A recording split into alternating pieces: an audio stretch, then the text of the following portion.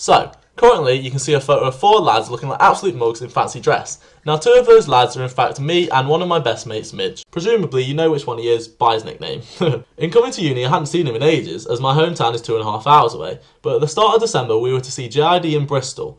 Now this is where the story truly begins. We woke up around midday because we may or may not have gone out the night before. Taylor, would it let me put this on? I don't know. We got ready and headed to the bus station, in which the bus came as we got there. We then headed to the train station, in which the train arrived as we got there, and we just got straight on. Now this is where our luck had already peaked, and we were starting to notice it. We then headed to the O2, in which we were greeted by a relatively sized queue, in which we thought nothing of until a random man approached us and said, "Are you on O2?" And I was like, "Nah," but Midge was like, "Yeah, why, what's up?" The man then told us we could jump the queue and get in an early entrance, in which we were gassed. We were going to be at the very front for one of our favourite artists, and I'm sure all of you watching may have a favourite artist and know that feeling. Like, that's great.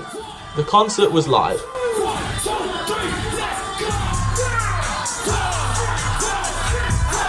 And finally, when it ended, JID came down to the front and started signing tickets, shoes, everything.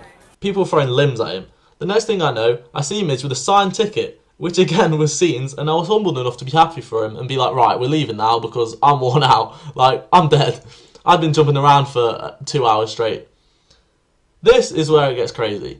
I walk out, and to my surprise, JID, or JID himself, is literally walking towards me.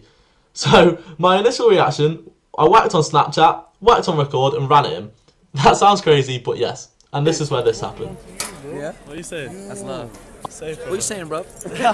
I was so shocked. I mean, you can literally see in the video. I ended up on the floor in amazement about 5 minutes later. Like, imagine someone who's most often banging through your Spotify was legit right in front of me.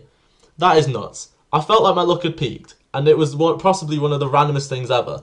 I mean, other than this random pigeon attacking us straight after.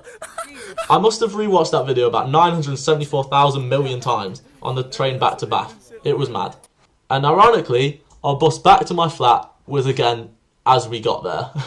Like, what was our luck? And that's where the story ends. Thanks for listening.